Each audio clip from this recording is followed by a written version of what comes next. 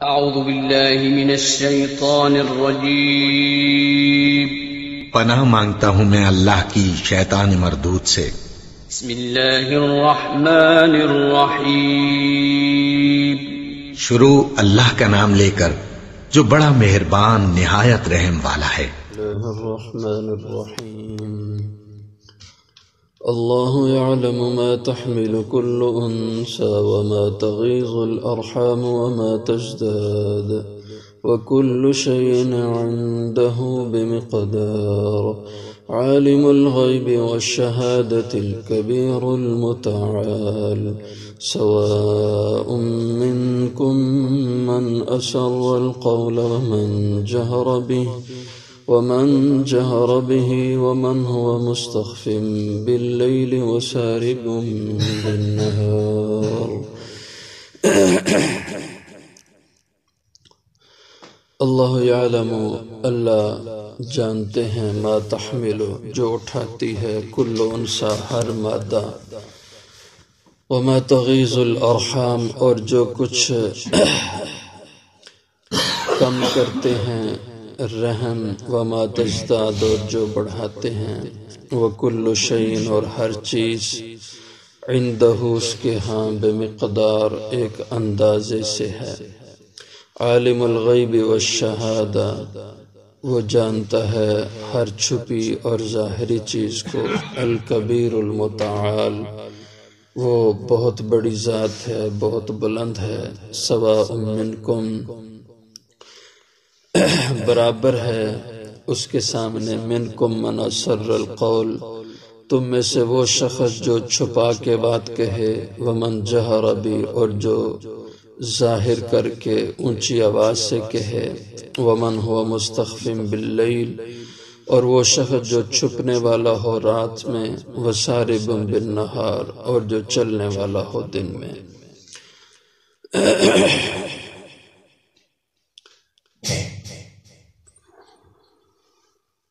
اللہ جل شانہ کی ذات کے علم کی وسعت اور علم محیط کا بیان ہے کہ اللہ کریم بہت علم والی ذات ہے اس کا علم بہت وسیع اور محیط ہے اور اس کی صفت علیم کا نتیجہ ہے کہ اللہ یعلم ما تحمل کل انثی جو بھی مادہ ہے دنیا کے اندر جس بھی جنس سے ہے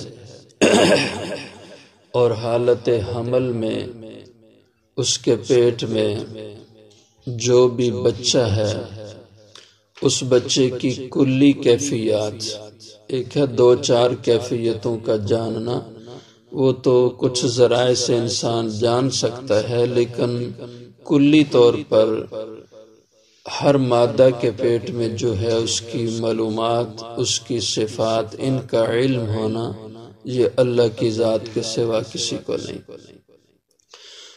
مثلا جزوی معلومات تو ہو سکتی ہیں یہ نر ہے کہ مادہ ہے جیسے آج کل مشینیں نکلی ہیں کہ جو اس کا تعین کر لیتی ہیں کہ یہ لڑکا ہے یہ لڑکی ہے اور اگر اعضاء میں کوئی بڑا نقص ہے تو وہ کچھ اس کا اندازہ کر لیتے ہیں کہ یہ بچہ جو ہے یہ ناقص الخلقت ہے یا کامل الخلقت ہے اس کے اعضاء میں کوئی بڑا نقص تو نہیں ہے لیکن اس کے علاوہ جو بہت ساری خصوصیات اور صفات ہیں اس حمل کی ان تک انسان کی رسائی نہیں ہو سکتی کہ اس کی صلاحیتیں کیسی ہوں گی یہ قابل ذہین ہوگا یا کن ذہن کمزور قابلیتوں کا مالک ہوگا اس کی نظر کیسی ہے اس کی دماغی صلاحیتیں کیسی ہیں اس کے دیگر جسمانی اعضاء ان کی کیا کیفیت ہے ان تک انسان کی رسائی نہیں ہوئی ہے تو اللہ یہ ساری تفصیلات ہر مادے کے حمل کی جانتے ہیں اللہ یعلم اللہ جانتے ہیں ما تحمل کل انثی جو اٹھاتی ہے اپنے پیٹ میں کل انثی ہر مادہ وما تغیض الارحام وما تزداد تغیظ یہ غازہ یغیظ سے ہے جس کے معنی ہوتے ہیں گھٹانا، تزداد ازدیاد سے جس کے معنی ہے بڑھانا، وما تغیظ الارحام اور جو گھٹتے ہیں کم ہوتے ہیں رحم، وما تزداد اور جو بڑھتے ہیں۔ اس کے ایک مفہوم تو یہ ہے کہ رحم کا گھٹنا اور بڑھنا، ایک تو اس سے مراد ہے اس کی عمر کا، اس کے وقت کا، اس سے مراد ہے علم ہونا کہ جو رحم مادر میں جنین ہے اس کا وضع، اس کی ولادت، اس کے حوالے سے ایک تفسیر مفسرین نے کی ہے کہ اللہ جل شانہ بچے کے بارے میں جانتے ہیں کہ اس نے کتنا وقت ماں کے پیٹ میں رہنا ہے۔ اسی وجہ سے اہل علم نے اس میں بہت سی علمی باتیں کی ہیں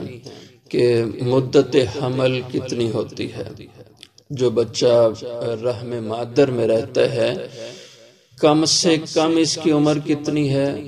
اور زیادہ سے زیادہ اس کی عمر کتنی ہو سکتی ہے۔ وما تغیظ الارحام جو رحم گھٹ کرتا ہے، کم کرتا ہے، اس سے مراد اس کی کم مدت ہے، اور کہا گیا ہے کہ کم سے کم 6 مہینے کے بعد بچہ پیدا ہو سکتا ہے، اور اگر 6 ماہ کے بعد کسی بچے کی ولادت ہو جائے تو اس کی نسل پہ شک نہیں کیا جا سکتا، کوئی یہ نہیں کہہ سکتا کہ یہ ناجائز ہے، کوئی غلط ہے، کیونکہ 6 مہینے کے بعد بھی ولادت ہو سکتی ہے، تو کم سے کم مدت حمل کی وہ 6 مہینے ہوتی ہے۔ وما تزداد اور جو رحم زیادہ وقت لیتا ہے، جو بڑھاتا ہے، اس سے مراد ہے اس کی زیادہ مدت، اور زیادہ مدت ایک تو عادت ہے 9-10 ماہ کی عادت جو قدرت نے فطرت میں رکھی ہے وہ تو یہی ہے، لیکن اس سے زیادہ بھی وقت ہو سکتا ہے، 2 سال کا بھی وقت ہو سکتا ہے۔ امام ابو حنیفہ رحمہ اللہ فرماتے ہیں حمل کی زیادہ مدت وہ 2 سال ہے، اور امام شافعی، امام مالک رحمہ اللہ فرماتے ہیں اس سے بھی زیادہ ہو سکتی ہے، 4 سال بھی ہو سکتی ہے، اور امام مالک رحمہ اللہ کا ایک فرمان ہے کہ 5 سال بھی بچہ اپنی ماں کے پیٹ میں رہ سکتا ہے، اور ایسے واقعات ہوتے رہتے ہیں، ہوئے ہیں، اور علمی دنیا میں بڑی مشہور شخصیات ہیں۔ ایک امام ضحاک رحمہ اللہ ہیں، تابعین میں سے ہیں، بہت علمی شخص تھے، ان کے بارے میں ہے کہ یہ 4 سال کے بعد ان کی ولادت ہوئی تھی، اور جب پیدا ہوئے تھے تو ان کے دانت تھے، اور ولادت کے ساتھ ہی یہ قہقہ لگا کے ہنسے، اسی وجہ سے ان کا نام ضحاک پڑ گیا، جس کے معنی ہے کہ قہقہ لگا کے ہنسنے والا۔ اور اسی طرح ایک اور شخصیت گزرے ہیں حرم ابن سنان رحم اللہ تعالی، ان کے بارے میں بھی آتا ہے کہ وہ 5 سال کے بعد ان کی ولادت ہوئی ہے۔ تو اس لیے رحم کا گھٹنا، اس کی کم سے کم مدت اور اس کا بڑھنا، یہ اللہ کے علم میں ان کے تعین ہے۔ ہاں اندازے ہو سکتے ہیں، جیسے اب لوگ اندازے کرتے ہیں مشین و آلات کے ذریعے سے کہ اتنے دن کا یہ حمل ہوگا، یہ اندازہ ہوتا ہے، لیکن دنوں کی کمی اور تعین اس کا صحیح علم یہ اللہ کی ذات کو ہے۔ تو وما تغیظ الارحام وما تزداد، اس کے ایک مفہوم یہ ہے، اور دوسرے مفہوم حضرات مفسرین کرام رحمہم اللہ نے یہ فرمائے ہیں کہ اس سے مراد اللہ جل شانہ کی قدرت کا مظہر ہے، وہ یہ اس طرح کہ جب ابتدا زمانہ حمل کا ہوتا ہے مادہ میں، تو اس وقت جو تھیلی ہے بچے کے مقام والی وہ بہت تھوڑی ہوتی، وما تغیظ الارحام، اور جو سکڑتا ہے رحم، تغیظ کے معنی سکڑنے، کسی کے کم ہونے، کہ اس کے اندر گنجائش بہت تھوڑی ہوتی ہے، اور دن بدن وہ گنجائش بڑھتی رہتی ہے۔ وما تزداد، اور جو رحم پھیلتا ہے اور بڑھتا ہے، اس کو اللہ جانتے ہوتے ہیں کہ رحم نے کس حد تک بڑھنا ہے، اور اس جنین کی کتنی اس کا وزن ہونا ہے، اس میں کتنی بڑھوتری ہونا ہے، یہ سب علم اللہ کی ذات کو ہے۔ اور ابھی تک اس کی تہ تک دنیا نہیں پہنچی کہ اس جنین کے جسم اور جثے کے بڑھنے کے ساتھ وہی تھیلی جو چھوٹی سی ہوتی ہے وہ بڑھتے بڑھتے کتنی بڑی ہو جاتی ہے، اور مادہ کے پیٹ میں کتنی وسعت پیدا ہو جاتی ہے، یہ اللہ کی شان ہے، اور پھر وہ سکڑ جاتی ہے۔ تو وما تغیظ الارحام، اور جو سکڑتے ہیں رحم، وما تزداد، اور جو وہ پھیلتے ہیں، یہ بھی سب اللہ کے علم میں ہے۔ وَكُلُّ شَيْءٍ عِندَهُ بِمِقْدَارٍ، اور ہر چیز کا اس رب کے ہاں ایک اندازہ ہے، سب چیزوں کا اس نے اپنے علم سے ایک اندازہ رکھا ہوا ہے۔ عالم الغیب والشہادہ، وہ بہت وسیع علم والا ہے، وہ جانتا ہے ہر وہ چیز جو انسان کے سامنے چھپی ہے، والشہادہ، اور جو ظاہر ہے، اور اللہ کے سامنے تو سبھی ظاہر ہے۔ یہ انسان کی نسبت سے کہا غیب کا، کہ جو چھپی چیز ہے اور جو ظاہر چیز ہے۔ الکبیر المتعال، یہ اللہ جل شانہ کی صفات ہے، اس کے صفاتی ناموں میں سے ہیں کہ جو بہت بڑی ذات ہے، المتعال، بہت بلند عالی شان ذات ہے۔ تو اللہ تعالیٰ کے اسماء بہت سے ہیں، مشہور جو اسماء ہیں، ان کے علاوہ بھی اللہ جل شانہ کے اسماء بہت زیادہ ہیں، اور انہیں مبارک ناموں سے اللہ کی ذات کو پکارنا چاہیے۔ وَلِلَّهِ الْأَسْمَاءُ الْحُسْنَى فَادْعُوهُ بِهَا، اور اللہ کے اسماء میں بڑی اللہ نے تاثیر رکھی ہے، اور ان اسماء سے اللہ کا ذکر کرنا، اللہ کی ذات کی یاد میں، اس کے دھیان میں رہنا، اس کی بڑی برکات ہے، اور علماء نے ان کی برکات لکھی ہیں۔ لفظ اللہ کی بہت برکات ہے، اس کا ورد کرنے سے انسان کے دل میں نور پیدا ہوتا ہے، اور نیکیوں کا شوق پیدا ہوتا ہے، گناہوں کی نفرت پیدا ہوتی ہے، اللہ کی ذات سے تعلق اور محبت بڑھتی ہے۔ جتنا لفظ اللہ کا آدمی ورد کرے، اور اسی طرح